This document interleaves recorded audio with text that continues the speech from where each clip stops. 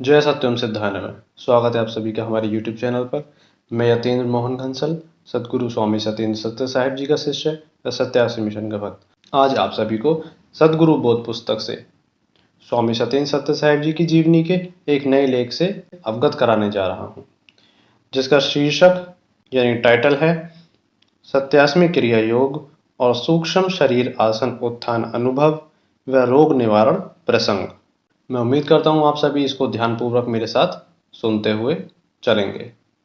अब इस लेख में जहाँ भी मैं कहा जाएगा उसका अर्थ होगा कि सत्य साहिब जी अपनी बात कर रहे हैं। ये लगभग सन 1984 के पूर्व की बात है। तब हमारी एक परिचित सदूर के नंसाल के रिश्ते की बहन स्तर कैंसर के रोग से पीड़ित हो गई। तब उन दिनों मैं अपनी साधना में लीन रहने के साथ साथ अपने गांव के कृषि के कार्यों में व्यस्त रहता था। तब उन दिनों हमारे पिताजी ककोड़ इंटर स्कूल के प्रबंधक थे। उनके पुस्तकालय के लिए अनेक पत्रिका आती थी, जिनमें कादम्बनी पत्रिका भी थी, जिसमें मैंने सूक्ष्म शरीर पर अनेक लेख और देश विदेश के व्यक्तियों के अनुभव और रोग निवारक क्षमताओं के विषय में लेख पढ़े। तब उस समय मुझे भी अंतरात्मिक प्रेरणा थी, यानी कि जो अंतरात्मा से निकलने वाली प्रेरणा होती है वो, कि अपनी प्राप्त आध्यात्मिक शक्तियों का उपयोग किसी भी परिस्थितियों में नहीं करना, क्योंकि तुम्हें परिस्थितियों से, संघर्ष से बहुत मेहनत करके मनुष्यतावादी समाज ज्ञान का परिस्थितियों पर सहज भाव से कैसे विजय प्राप्त करें, इसका ज्ञान होगा। तभी आध्यात्मिक शक्तियों का भविष्य में सही उपयोग कर सकोगे।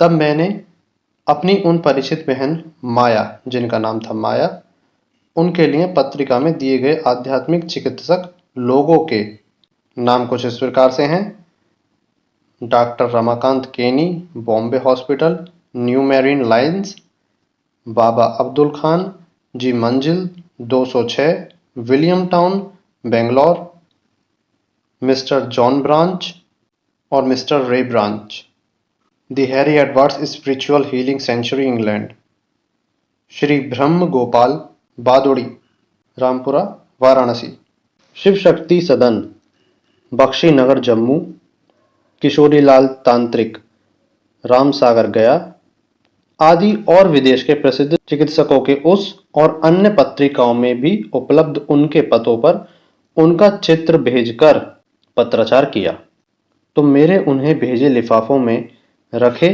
मेरे भेजे पोस्टकार्ड पर आया कि उपाय करते हैं, और विदेशी चिकित्सकों का कोई पत्र नहीं आया था। परंतु बहुत समय बीतने पर कुछ भी नहीं हुआ। संभव है इनके पास अल्प समय को ही कुछ कृपा की होगी या रही होगी, तब भी कोई लाभ नहीं हुआ।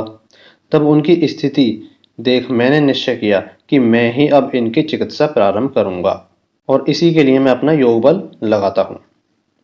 तब एक रात्रि मैं अपने तख्त पर पहले बैठकर उसके उपरांत लेटे हुए अपने मंत्र से अपने अंतर शरीर में अनुलोम विलोम क्रिया योग को करते हुए उनका ध्यान, यानी कि बहन का ध्यान जो स्तन कैंसर से पीड़ित थी, ध्यान किया। अंतर्वाणी हुई, अरे ये नहीं बचेंगी, इनकी मृत्यु इसी रोग से लिखी है, व्यर्थ में शक्ति क्षय मत करो। पर मेरे मन में प्रतिरोध हुआ कि फिर क्या लाभ, जब किसी के लिए कुछ कर ही नहीं सकते। तो पुनः अंतर्वाणी हुई और उसने कहा कि इसने कोई ऐसा पुण्य किया ही नहीं, यानी कि पुण्य कार्य, जो इसे इस रोग से मुक्ति दे सके या दिला सके, और ना ही तुमसे कोई विशेष अनुरोध प्रार्थना की है कि मुझे स्वस्थ करो या कर दो। तुम स्वयं ही करुणा भाव से इससे जुड़े रहे हो, और उनसे संबंधित अनेक इसी तरह के विचार दिखाई दिए। ये सब जानकर फिर भी मैंने प्रयत्न नहीं त्यागा। तब मैंने देखा कि मैं उनके पास खड़ा हूं और अपनी ऊर्जा दे रहा हूं, और अचानक सब लुप्त हो गया और एक झटका सा लगा। मेरा ध्यान चैतन्य होने लगा। तब मैंने अनुभव किया कि पहले मेरा सिर तख्त पर लगा और साथ ही मेरे दोनों पैर भी धम्म से तख्त पर लगे, कि अपने तख्त से कुछ ऊपर उठा हुआ था। तभी ऐसा हुआ होगा। तब मैं पूर्ण चैतन्य होकर पेशाब करने गया। वापस आकर जब ध्यान किया और पुनः अपनी योग निद्रा में लीन हो गया। प्रातः अपनी योगाभ्यास और व्यायाम किए, फिर अपने अनेक घर के कार्यों में लगा और उसी दौरान मैं ये बात भूल गया। तब शाम को स्मरण आया कि जाकर बहन जी से उनका हालचाल तो मालूम कर लूं। तब उनके घर गया। वे बिस्तरे पर लेटी हुई थी, कुछ उठी हुई सी, कुछ बैठी हुई अवस्था में थी। तब मैंने पूछा कि और क्या हाल है, कुछ आराम है या नहीं। तब वे बोली, अरे भैया, रात्रि में बड़ा आश्चर्य देखा कि जाने मेरी आंख खुली हुई थी या बंद थी, कुछ ज्यादा स्मरण तो नहीं।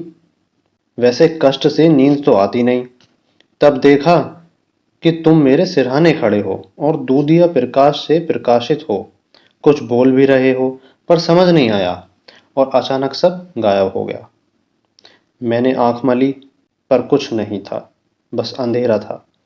और तब कुछ देर बाद मुझे पहली बार बहुत दिनों में अच्छी नींद आई और कुछ अच्छा लग रहा है। फिर मैं बहुत दिनों को कृषि के काम से गांव चला गया। तब लौटा तो उन्हें बाहर घूमते देख वे मुझे देख प्रसन्न हुई और बताया, अब रोग बहुत कुछ घट गया है, बहुत ठीक अनुभव है। परंतु कुछ महीनों के उपरांत पुनः रोग बढ़ा और उनकी मृत्यु हो गई। इससे मुझे ये ज्ञान पता चला कि यदि रोगी कोई भी दान पुण्य, जप, तप, सेवा नहीं करता है या फिर कोई आध्यात्मिक गुरु से नहीं जुड़ा हुआ है, तब उसे दी गई आध्यात्मिक सहायता भी कुछ समय के लिए ही स्वास्थ्य उसको प्रदान करती है। पुनः फिर से उसके पाप बल उसी व्यक्ति को रोगी बनाकर उसका कर्म फल कष्ट या मृत्यु के रूप में अवश्य देते ही हैं। यही प्रकृति का नियम है। इसीलिए सदा धर्म के 3 पक्ष से आप अवश्य जुड़े रहें, और वो हैं सेवा, तप और दान। ये आप अपने जीवन में प्रतिदिन निरंतर करते रहें, तब अवश्य ही आपका कल्याण होगा। और जप ध्यान करने से अनेक अलौकिक योग अनुभूतियां स्वयं होती हैं। ज्यों-ज्यों कोई एक मंत्र जपने से वो पहले तन से मन में प्रवेश कराता है, तब वो प्रथम प्राण शरीर को मथ कर अलग करता है। यही प्राण शरीर ही अन्य मनुष्यों में अपनी प्राण शक्ति को उससे युक्त करने पर उसे स्वस्थ करता है, जिसका संक्षिप्त प्रचलन या प्रचलित नाम प्राण विद्या, प्राणायाम या रेकी आदि है। इससे ऊपर है मन। मन शरीर का निर्माण होना, तब अंतर जगत खुल जाता है। मन ही मंत्र बनता है और मंत्र ही मन बनता है। तब मनोमय शरीर में कुंडलिनी यानी मंत्र के मंथन से प्राप्त विद्युत शक्ति से नवचक्रों का शोधन और बोधन होता है। तभी योगियों को अनेक अलौकिक शक्तियां प्राप्त होती हैं। यो एक मंत्र, एक ध्यान विधि और चित्त एकाग्र को गुरु मूर्त का ध्यान करते रहो, वो प्रत्यक्ष है। यो शिष्य और गुरु में जीवित होने से आकर्षण विकर्षण का सूक्ष्म योग मंथन चलता है, जिससे शिष्य में योग अनुभूतियां उत्पन्न होती हैं। उस समय शिष्य में गुरु की शक्तियों का ही दर्शन और लाभ प्राप्त होता है। बहुत बाद में स्वयं की शक्ति प्राप्त होती है। तो मैं उम्मीद करता हूं कि इस लेख से आपने बहुत कुछ सीखा होगा और जाना होगा, जिसमें मुख्य 3 बातें हैं कि इंसान के ऊपर जब किसी प्रकार का कोई कष्ट आता है, तो उसे केवल 3 चीज़ ही बचा सकती हैं: सेवा, तप और दान। और यदि वो इनमें भी विश्वास नहीं रखता है या उसने अभी तक ऐसा नहीं किया है, तो या फिर वो किसी आध्यात्मिक गुरु से जुड़ा हुआ हो और प्रेम भाव से अपने सारे कर्तव्यों का निर्वाह करते हुए गुरु की सेवा की हो और गुरु के बताए मार्ग पर चलते हों या चल रहे हों, तब वो बच सकते हैं। अन्यथा बचना बड़ा मुश्किल हो जाता है। इसीलिए सेवा, तप और दान, ये 3 तो आपको अपने जीवन में निरंतर करते रहना चाहिए। और यदि आपने आध्यात्मिक गुरु नहीं बनाए हैं, तो उन्हें बनाइए, गुरु की शरण लीजिए, ज्ञान प्राप्त कीजिए और उस पर सदैव चलते रहिए। इसी के साथ आज के लेख को हम यहीं पे समाप्त करते हैं और मिलते हैं अगले लेख में एक नई वीडियो के साथ। तब तक के लिए आप अपना ध्यान रखिए। जय सत्यम सिद्धाय नमः।